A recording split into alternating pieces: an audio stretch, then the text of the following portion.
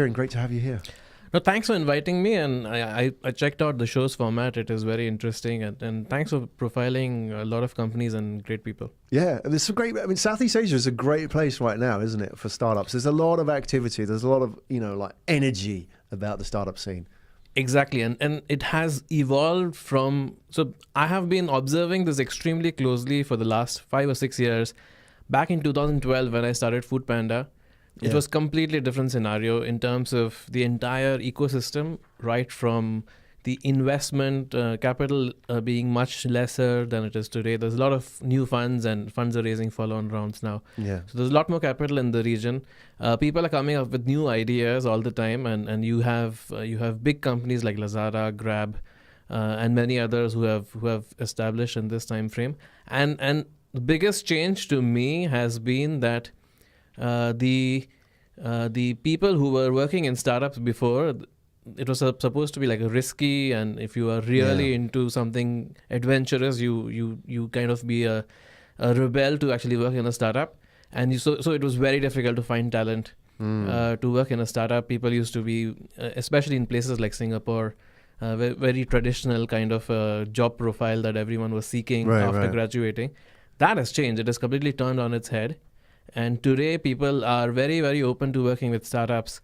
They are trying to, because you've seen so many success stories. The biggest success story back in the day in 2010-11 was Groupon, which was a big story at that point of time. But since then, if you look at the kind of startups which have come up here now, the kind of exits which are coming up, the ecosystem has evolved beyond imagination in these last 6 years. It's good times. And to what extent does Rocket Internet have a legacy that they've sort of offered this ecosystem as well? Because they came in quite early, didn't they? And they were the real fire starter in the Southeast Asian ecosystem. And obviously you were at the helm there here in Southeast Asia. What did they do for this ecosystem? Yeah, so I think Rocket has played a huge role in whatever changes and whatever evolution we've seen in the last 5-6 years.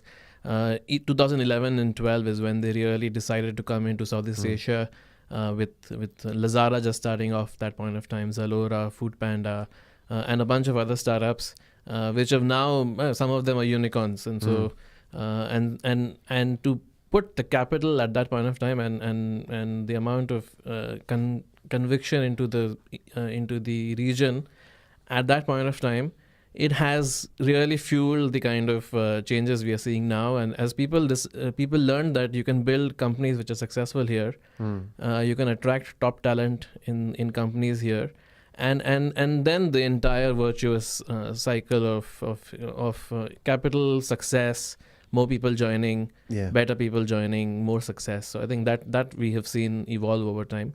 The other big aspect of Rocket's involvement in Southeast Asia in the last 6 years has been the Rocket alumni, and so we have so many founders who were working with Rocket companies, or whether it's Lazada, Zalora, Foodpanda, or many others, have gone to start their own companies. Like for example, Gojek founder was ex-Zalora, and so you have, this is the other part of the Rocket story where they have seeded good people who have gone on to start big companies. And you're part of that story as well, obviously. You were with the Asia Pacific Internet Group, and then Foodpanda. Oh, the other way around. It's Foodpanda first, right? So do you think that, I mean, Foodpanda is an interesting case study as well. We'll talk about ZEN Rooms in a minute, but that Foodpanda, what do you think you learned from that? Because that was kind of pioneering in its time, wasn't it? Maybe it was even ahead of its time, the fact that you were going in there and you were doing something quite, a difficult business model in a market which maybe hadn't caught up yet.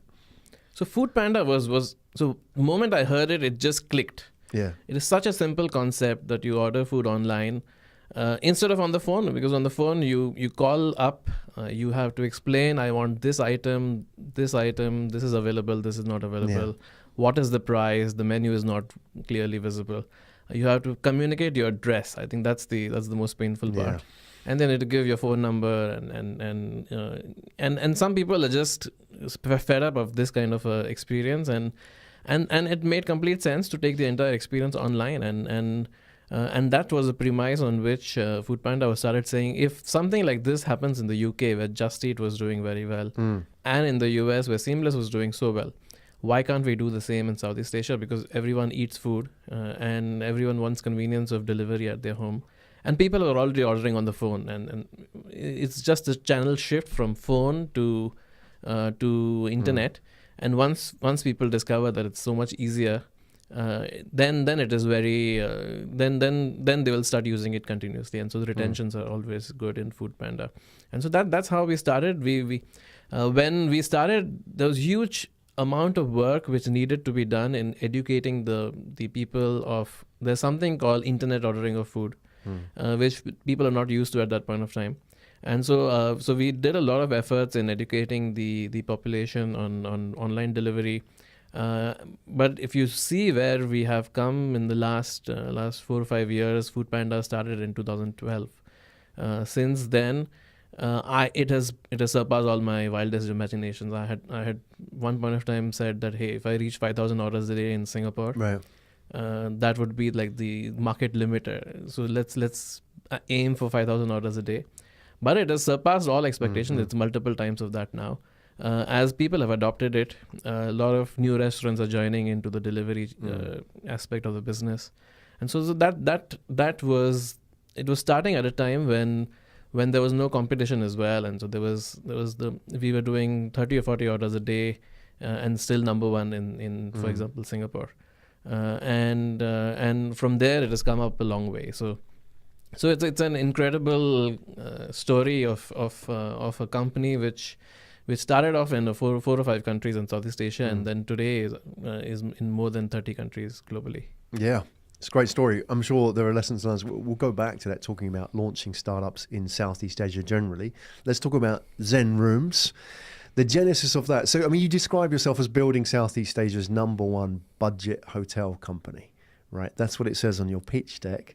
So, standing by that, is there a space for budget hospitality, building brands in that case? Because, you know, if you were to look in other sectors where you have budget brands, they tend to be, you know, the brands that are operating on the high volume, low margins. They're not necessarily focused too much on the brand space of things. In the hotel, in hospitality, in travel, maybe there's something there. What have you identified that the others haven't seen with ZEN Rooms?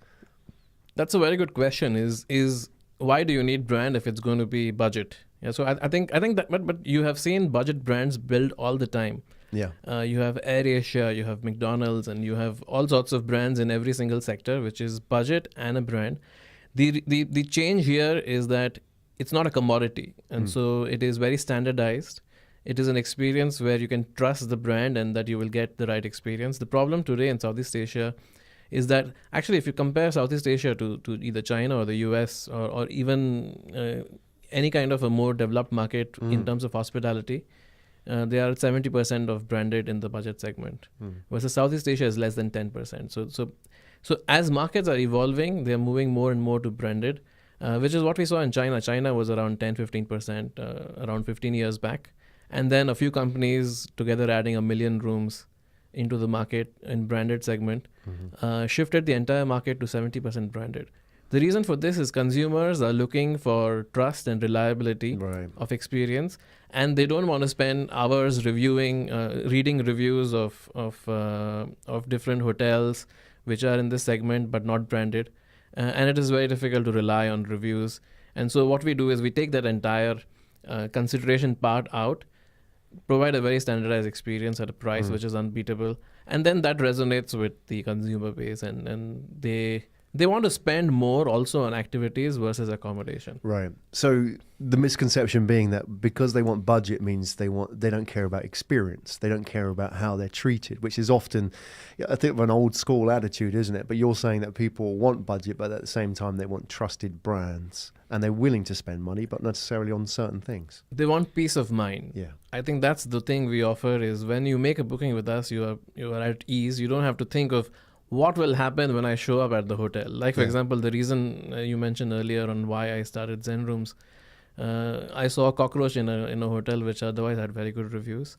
And that kind of gave me an idea of why we should. Right. I had the experience myself, having traveled across Southeast Asia and Foodpanda, and staying in this kind of 2 or 3 star accommodation.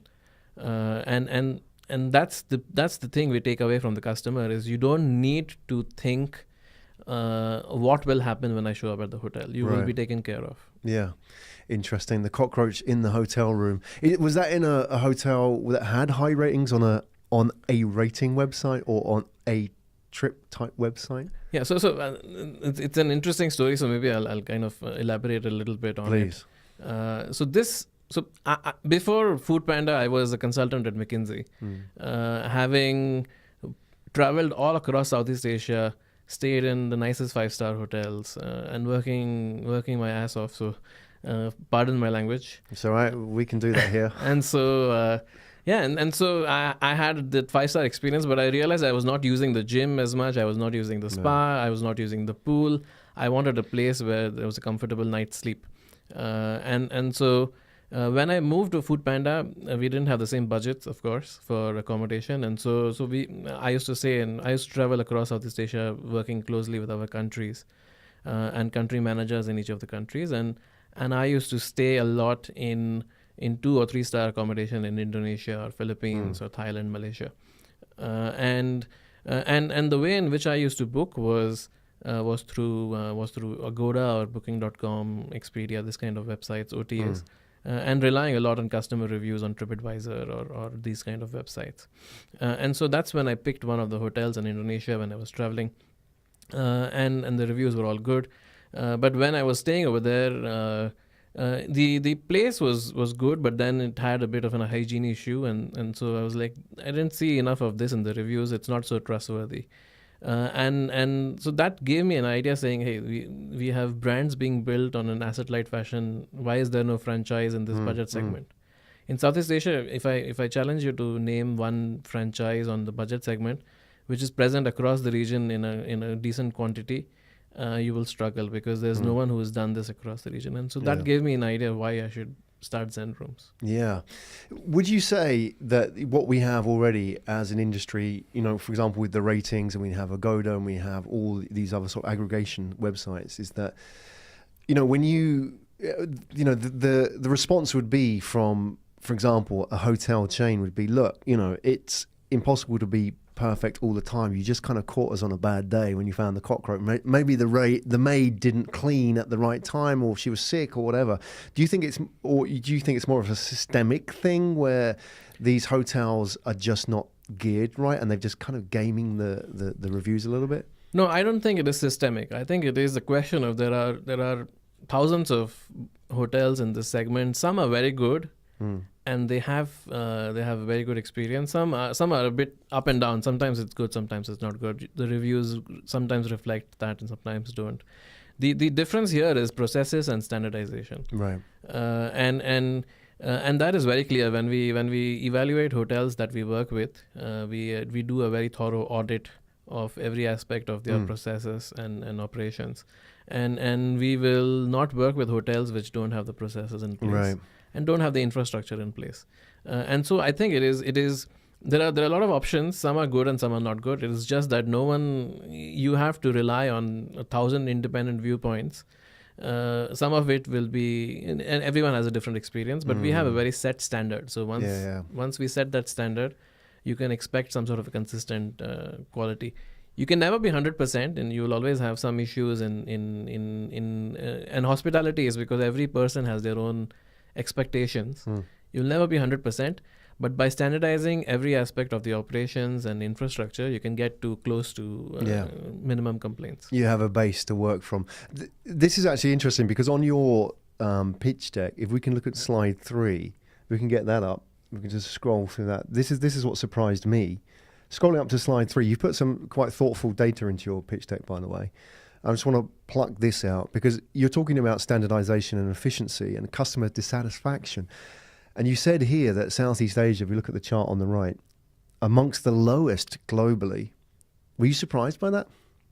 I was not surprised as such, but it was something which reinforced the belief that we had that this kind of a product is needed in this market. If you take Southeast Asia versus any other developed or even emerging market outside of you, but if you take most of them, people are not satisfied by their stays, and that reflects in the reviews. Despite despite Southeast Asians being normally very generous in their reviews, in accommodation you see actually only 17% of the budget travelers are satisfied by their accommodation, which is their rating more than 8. Right. Versus the number is twice in most of the other regions. And so that kind of convinced. So when we did our research, when we were launching, this convinced us that there is a need in the market for this. There is enough supply of good hotels that we can work with, and there is enough of processes and technology and standardization that we can bring to offer the experience that we want to offer to the customers. Right. You've got a lot of interesting input factors going on here, haven't you? You've got the fact, I mean, if we look at slide 5 from your pitch deck, which is kind of interesting because you show how much of a greenfield territory this is in Southeast Asia. Scrolling down to slide 5, the one above this one, Bharat, that one there, you've got the fact that Southeast Asia lacks any kind of budget hotel brand of substance. I mean, where you have in the USA 2/3, China 70%, and then you also have the explosion in travel and hospitality across the region. And on top of that, I suppose we're going to talk about in a bit, the huge growth in the middle classes in Asia, which is another factor. So you've got all these kind of input factors going on.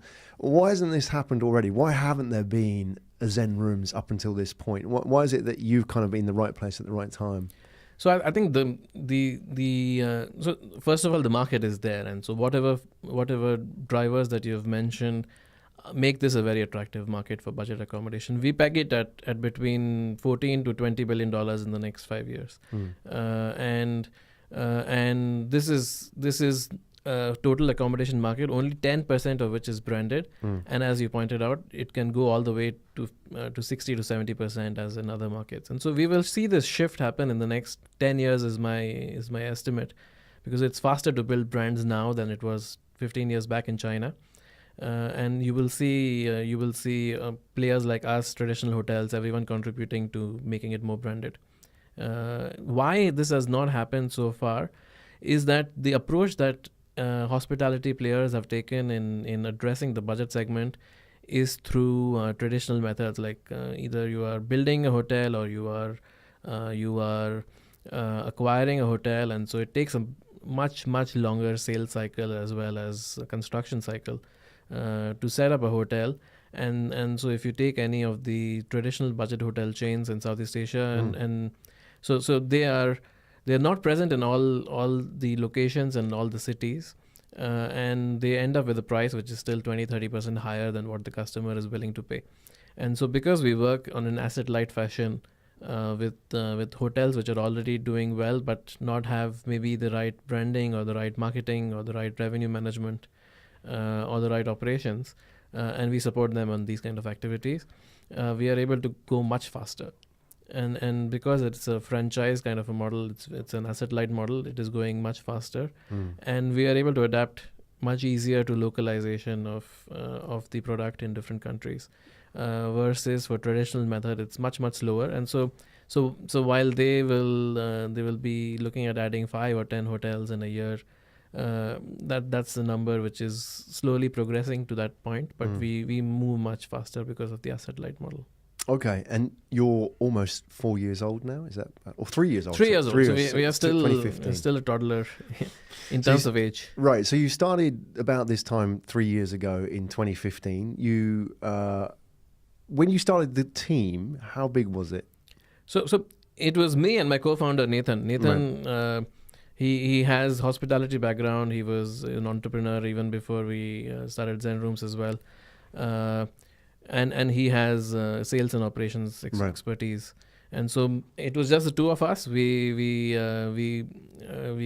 decided to launch this business together. We went down to Indonesia.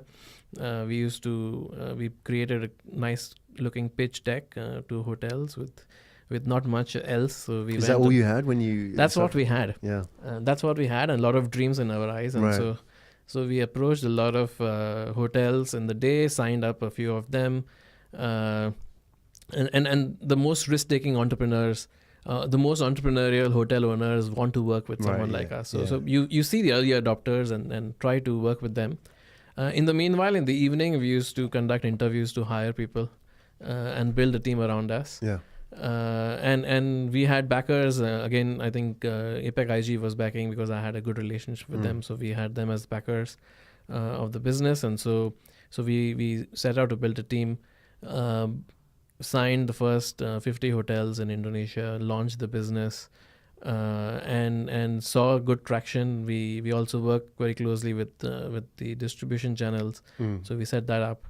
And that's how we started with 2 people on the ground. For more than a month and a half, it was just Nathan, me, and then whoever was able to join quickly. Right. Don't have a notice period, then can join quickly. Otherwise, it takes a month to join. Exactly. So back then, did you have an office, or were you just working out of a suitcase in a mobile office in people's hotels? Oh no. So first we were working out of our hotel. So the way in which we used to stay in a hotel for 2 or 3 days, and then move to another hotel. Right. Move to another hotel. That would be the hotel you were selling. And we were pitching to them. Right. So it was a good way. We used to get free breakfast. And pitch to the owner over breakfast.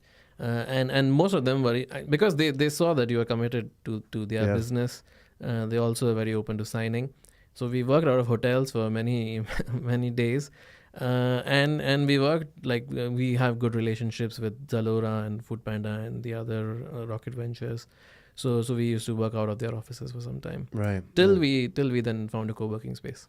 How were those early days when it was just the 2 of you? I mean, compared to working for a large team like at Foodpanda or, in McKinsey where, huge teams and everything was done for you. I mean, if something broke, the IT guy would run off and replace your laptop or something. How was it sort of being back at 2 of you and working out? So that's what I miss the most about McKinsey is the kind of support system it has. Right. You as long as you just focus on the one work you're supposed to do, which is solve the problem for the client, and then everything around it is taken care of. Whether it's you don't even need to build slides. People have the misconception that McKinsey is always building slides, but you have a dedicated team in India which is churning slides out overnight for you. And so the support system in McKinsey is awesome, which is something that immediately I saw it go off in Foodpanda. And we started off Foodpanda. We were a very small team then as well, and so then it's a question of the attitude that you have in terms of it is fun actually to do everything yourself. And so that's the fun part of starting a venture which is young and new.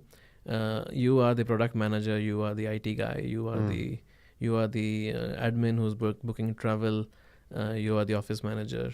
And you are the sales guy, and you are the operations guy, and you are doing everything. And so you are the brand as well, right? That's what I love, and you are the brand, and you are embodying the brand. And so that's what I love about starting new businesses. And the experience with Foodpanda has helped me in making fewer mistakes in ZEN Rooms. What did you bring from that? What did you learn? What did you sort of accelerate up the curve with, knowing what the mistakes that you've made with Foodpanda?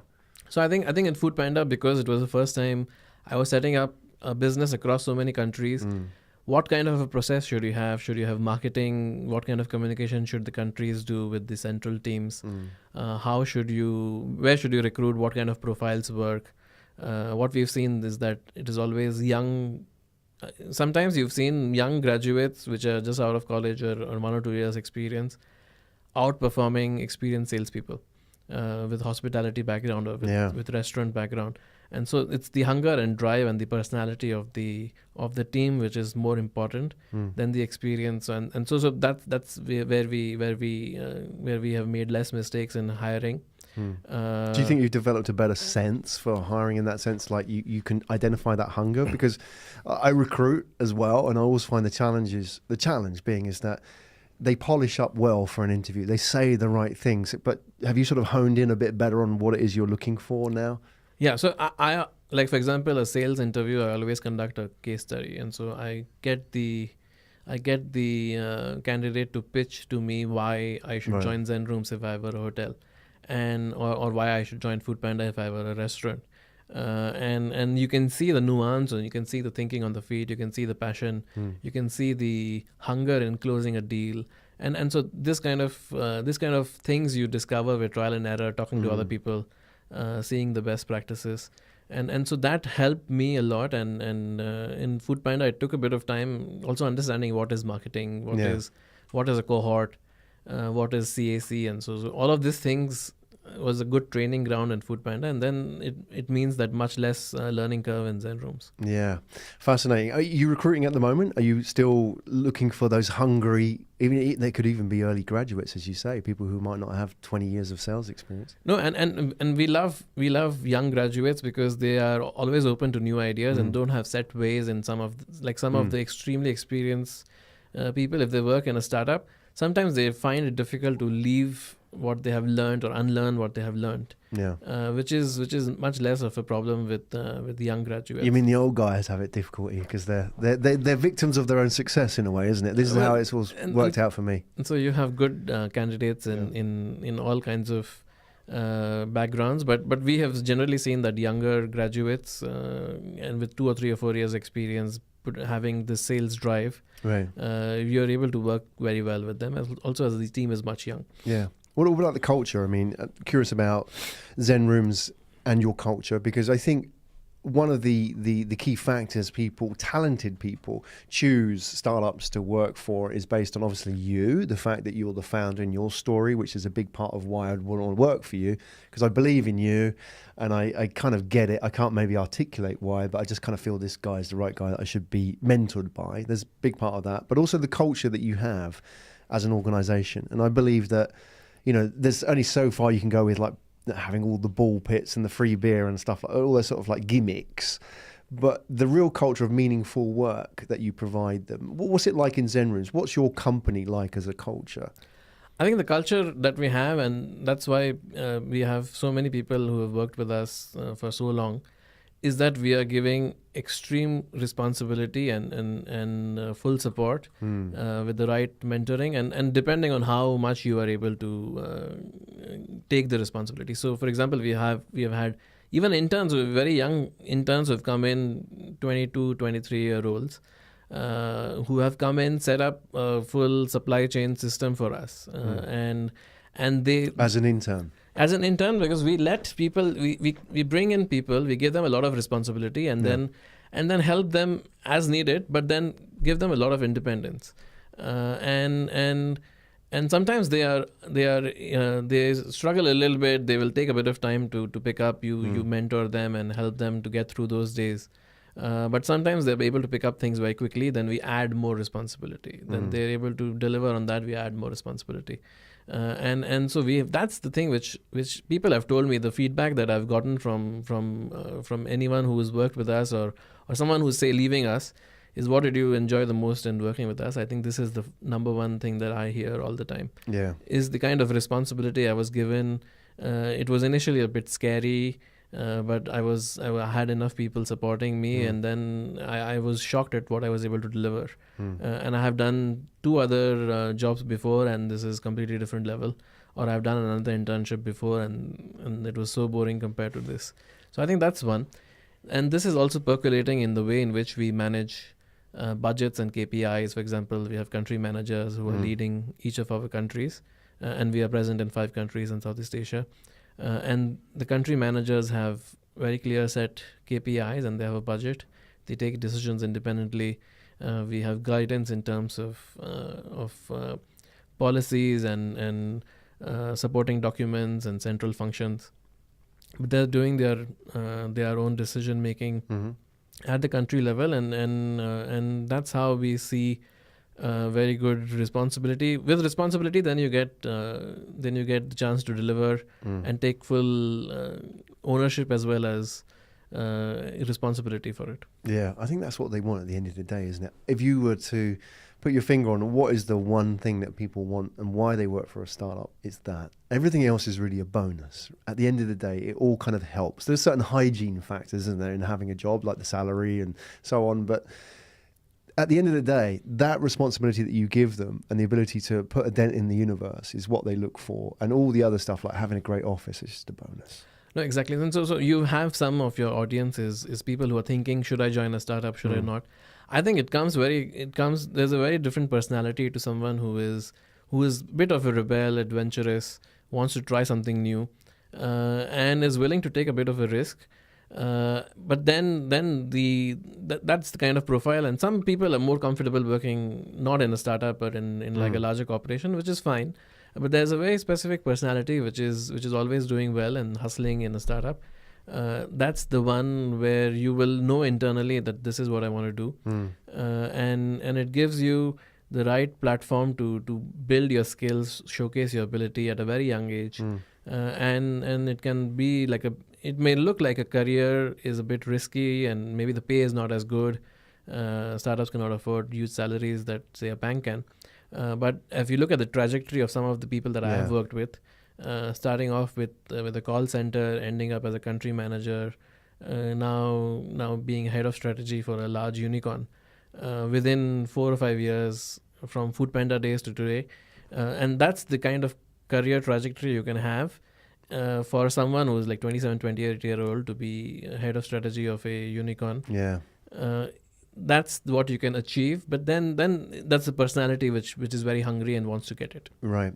And they probably don't consider it themselves, but they are investing in themselves, aren't they, by going into a startup? Ultimately, this is the ultimate education. They're forfeiting a little bit now the comfort of working for a big consultancy or in a bank, like you mentioned, and having everything done for them or having the benefits package, and then investing in the experience that they're going to get. And as you say, they might end up becoming a country manager in maybe half, a quarter, or, and they may even do it in the kind of timelines you'd never get in a whole career if you went and worked for the large corporation. So I think ultimately, to the point about those people watching and think, should I join a startup or should I reach out to Kiren, for example, is that you know that these are the people who are investing in themselves and they understand about learning doesn't stop when you finish college, right?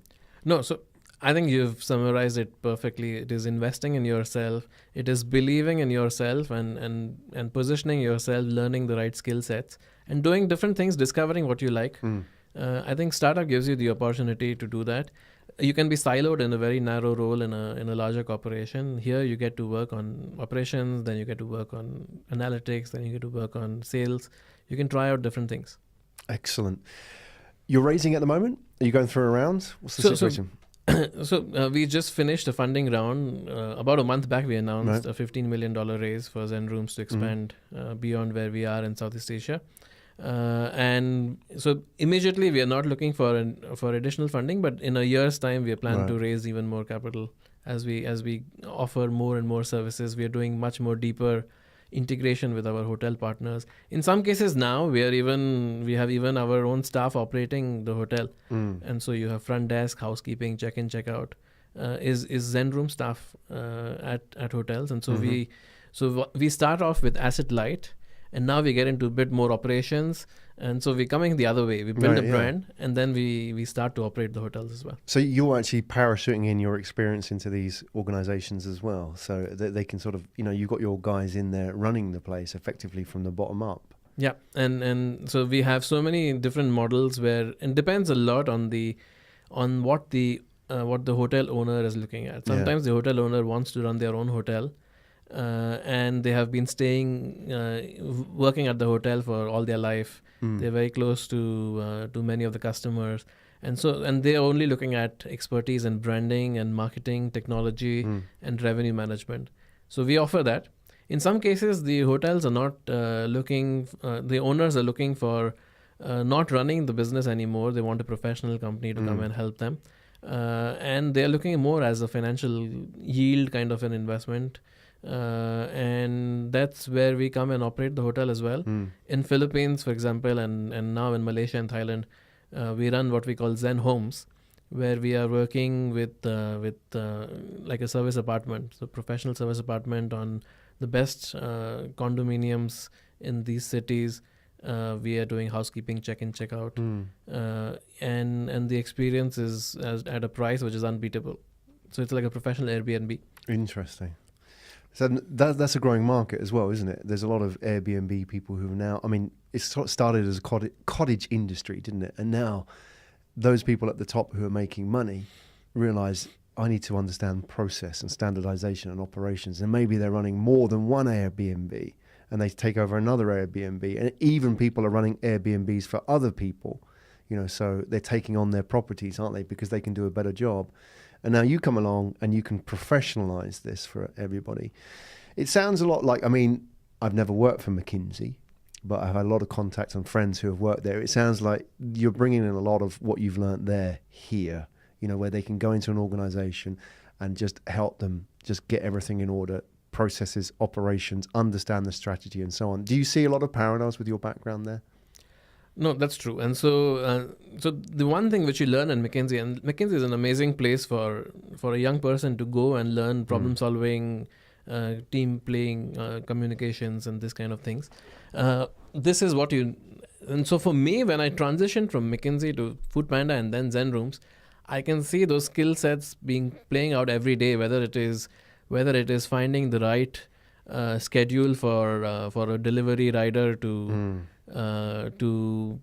optimize the routes on which they deliver the food, or whether it is pitching to McDonald's or pitching to a big hotel chain to work with you, where your sales skills come in and your analytical skills come in, or whether it is hiring a team and working closely with them. I think the skill sets that you learn in McKinsey have made the transition for me to startups very smooth, and I can see those skills being played out every day. I have to do my slides once in a while when I'm doing the pitch deck. It's not a bad thing.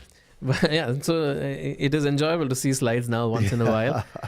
Most of the communication happens on email, and so right. And so but a lot of the learnings and from my old days at McKinsey, where I was for 5 years, play out even today. Yeah. It's one of those things, isn't it, that people often ask, like, should I, get a job after university, or should I go straight into a startup?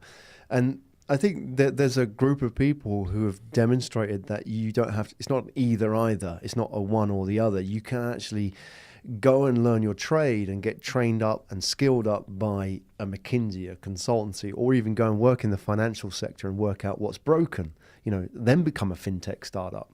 With the idea of leaving university and going straight into the working world, often you don't understand. Firstly, you haven't been bankrolled in your education in a place like McKinsey, for example. And secondly, you don't understand what's broken. You haven't spent a number of years out there sort of exploring these different industries and working out, these different patterns and things that don't work, and then taking that to a startup and making it better.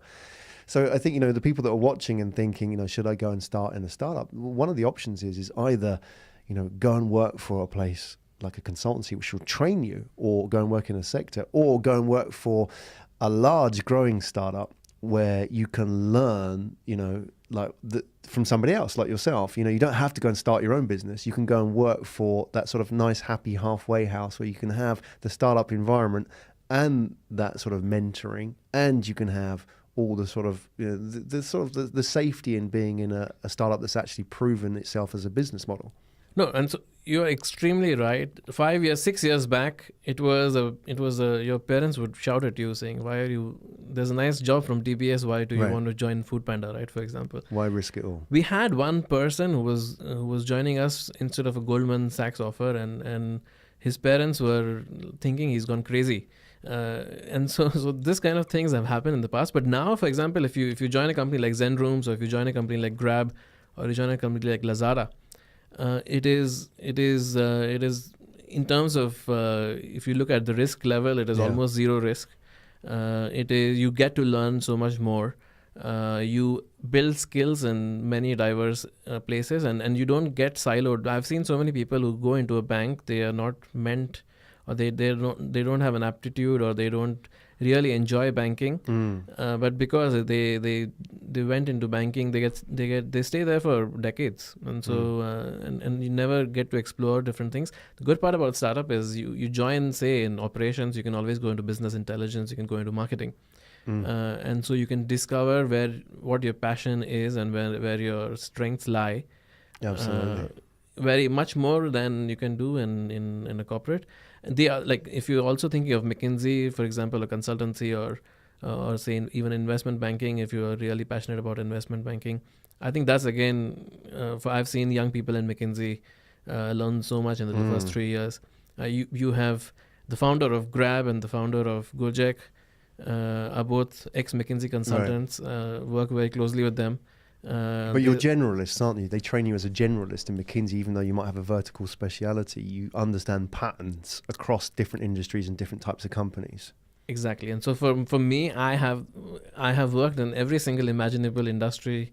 In 5 years at McKinsey, I was never specializing. They were always coaxing me to specialize after 3 or 4 years, saying, "Hey, you stick to one sector." But for me, the enjoyable part of McKinsey was to go into a new problem, understand the industry, understand the specifics of that problem, and then work with a team of people with so many specialities, call on experts whenever needed across the globe, and then solve the problem with your team. And so that part of the problem solving and teamwork and communications of McKinsey is a skill that will stand anyone very, very good in whatever they do later. Yeah, no, it's great training. Kiren, before we wrap up, there's a slide that I want to pull out for your pitch deck, which really excites me, and we've mentioned it already. If we sort of jump back to the pitch deck and look at slide 6. Now, I think the reason why I want to bring this one up is because I don't think necessarily people outside of Asia understand just what we're talking about here in terms of where this is going. I'm particularly talking about this bit here that talks about rising middle classes. You've talked about the ASEAN rising middle classes, and just to sort of put this into context, in Asia, I think the numbers have gone from something like 700 million in 2009 to 3.5 billion predicted by 2030. So it's a 5 times growth across Asia. It's massive. It's middle class? Middle class, wow. 3.5 billion. So you can imagine that it's 2/3 of the world's middle class living in Asia. So that's how it is going to be. And we're only 10 years away from that, right? And you're talking about it in the context, if we can just flick that back up again, sorry, Barrett, in the context of Southeast Asia as well, 400 million by 2020, which is just around the corner. What does this mean? What are you seeing? For somebody from the outside, because we have a lot of people who listen and watch from outside Asia, just trying to understand what's going on. I mean, everybody kind of knows about China now, but there's this Southeast Asia market as well, which they're sort of probably less aware of. But what you're putting out there is this data which is basically saying, look, there's this huge growth in middle class in Southeast Asia. What does that mean? What does that mean for the general picture? Of course, hospitality, hotel, travel, but also maybe in general, all industries. What's going on? So there's a lot of talk and attention. Asia is always on everyone's map now. And so gone are the days when Asia used to be an afterthought. Now it is leading strategy for most of the. And if you haven't thought of Asia, or you don't have an Asia strategy, then you're missing something out. Bulk of the attention though has gone to China and India, and rightfully so. They are huge markets. They have both in industry and startups. They have shown tremendous growth. But sometimes, a bit unfortunately, so Southeast Asia doesn't get as much attention as it deserves. The region has, I think, more than 700 million people, which is, and it is diverse set of people, and most of it is, the demographic is very similar to what it is in India, where it is very young population, very fast growing middle class, and middle class, which is for the first time very aspirational middle class. And so they have disposable incomes now. They want to spend that. They'll spend it on travel. They will spend it on hospitality. They will spend it on consumer expenditure. They will spend it on all sorts of goods and services, and that presents a huge opportunity for everyone. The other good part about Southeast Asia from an entrepreneurial perspective is there are so many things missing right now, and so you have payment infrastructure is not yet fully there. You don't have, for example, in e-commerce, delivery infrastructure leaves a lot to be desired yet. And so this can be big challenges in building your business, but at the same time are huge opportunities if you're able to crack that code. And some companies have shown that there's a lot of attention now in payments. You have so many wallets which are coming up, which are trying to gain the upper hand. You have finally you are able to deliver, for example, in Singapore, same day or next day. And 6 years back, you only deliver in 2 or 3 or 4 days. And Foodpanda, for example, we used to promise 1 hour delivery, which was considered to be, and 45 minutes was considered to be amazing and excellent. Now, if you don't get your food in 30 minutes, you are angry. And so, so those kind of things are the infrastructure is coming into place. And that is driving. My view is Southeast Asia is 2 or 3 years behind India, and India saw a big jump in all sorts of metrics 3 years back, especially related to startups, and same is happening in Southeast Asia now. That's interesting, exciting. And you're from Calcutta originally? You studied in Calcutta? I'm from India in Bombay. Bombay, from the other side. Yes, from Mumbai, and but I studied in Calcutta. Right, I did my MBA in Calcutta, and then I came to Singapore about 11 years back. Do you think that when do you think this model could work in India? At what point do you think all those kind of input factors would work for Indian consumers? Because it's an amazing market. I spent a lot of time there. I've had businesses in India, many good Indian friends. There's something missing sometimes to get these startups working in India. There's always an input factor. But as you say, things have moved so fast. When do you think it would be ripe? So if you talk about travel and hospitality, there's a lot of action happening in India. India so far, I think more than 90% of the bookings, even today, when you have companies like Make My Trip, which is more than $1 billion in listed company with more than 2 billion market cap, and you have Oyo Rooms, which is very similar model to us, very successful in India, and so they are changing the landscape in terms of getting people online, but it has not happened to the extent it's only still below 10%, and so I think that is changing now. The market is ripe for it. The payment infrastructure in India, surprisingly, is extremely good. I think it's almost as good as China has now with WeChat and Alipay. You have the government has done some really good activities in terms of regulations to interconnect all banks' payment systems, and so a young startup can gain very quick traction, and payment is no longer a bottleneck in most cases. And so the infrastructure has fallen into place in the last 3-4 years, and you are seeing the dividends being reaped now with companies being able to scale up much bigger and much faster. Fascinating. Kiren Tanna, everybody, co-founder, global MD of ZEN Rooms. Kiren, there are people listening, watching, who probably want to reach out, maybe the hustlers that you talked about, or potential partners, long-term potential investors as well, people who love what you're doing or interested to see if, ZEN Rooms is the vehicle for them to help grow their business or grow their career. What's the best way for them to reach out to you? Reaching out to me is very easy. So I'm always on LinkedIn. I'm very responsive. I find it a great tool to connect to new people. I have saved thousands of dollars of recruitment fees by hiring on LinkedIn. And we are hiring at this point of time. ZEN Rooms is hiring at least 7 or 8 senior positions, and many mid management and all sorts of positions in all of our countries. And so please, if anyone is looking to work in a fast-paced company, innovative company, very fast-growing, exciting people to work with, please drop me a line on LinkedIn or Twitter.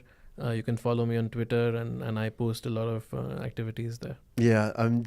For those people that want to connect with you on LinkedIn, is there a good way of doing it? Do you want people to send you the CVs and say, Kiren, take a look at this? Or do you want, is there a better way of doing that, a better success rate? So first, finding me is very easy because I'm the only guy in the world called Kiren Tanna. Okay.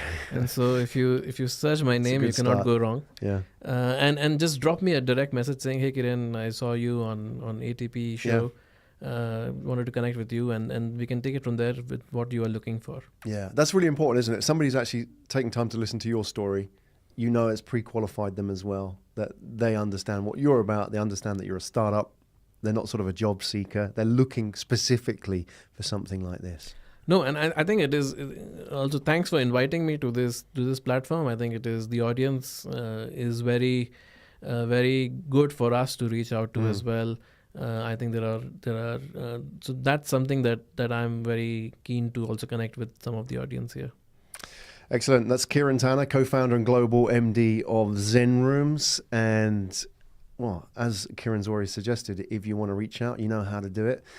Do it on LinkedIn. That's the best way. And tell them that tell Kiren and his team that you've actually watched this broadcast or you've listened to the podcast. That's going to score some points with you straight off the bat, I think. And then also, if you're interested, I think the best thing is to just follow the story. Get on Twitter. If you find Kiren on Twitter as well, just follow him there.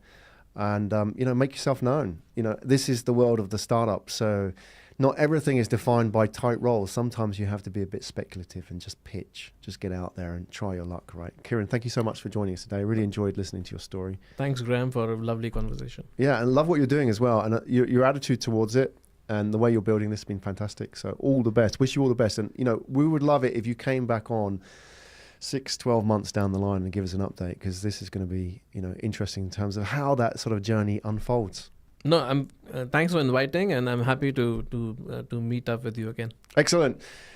Thanks a lot, everybody. That's Kiren Tanna, and Kiren's just going to do us a favor, because off camera, just how this works is that we have, because this studio is new, it's about 2 months old, so we really are a startup. We want you to sign our studio, so we'll be honoured if you can sign our wall. We got the glass wall on the outside, so everybody that's been here, we've asked them to sign. So we're building up a bit of a wall of fame, a hall of fame on the outside there. So if you would do the honours, we'd be most. I'm very happy to. Sounds like a nice tradition you're building. Yeah, well, exactly. Then what happens is when you're all famous, we'll sell that part of the wall. That'll be worth millions. So if you could do the honours, Jun, if you can show Kiren the way. Before we go, can we take a quick photo? Yep. Yeah, we take it like a talking photo like this, Yeah. or you want one up on the wall? Just sit down. Oh, you're gonna take a photo like that? Okay, cool. Do you want me to do that? There you go. Are you all right? Yeah. Okay, cool. Awesome. Okay. 3, 2, 1. You might want another one. Yeah. Okay. 3, 2, 1. Okay. Awesome. All right, good. Thank you. All right, excellent. So if you can help Kiren do the wall, that'd be awesome. Yeah, okay, cool. So, all right, man. Kiren, thank you so much. Graham. Great having you on the show. Lovely meeting you, man.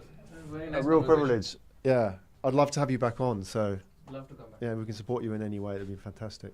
Thank you. I heard about the recruitment feature you were building. I think Yeah. it could be quite helpful. Yeah, that'd be awesome.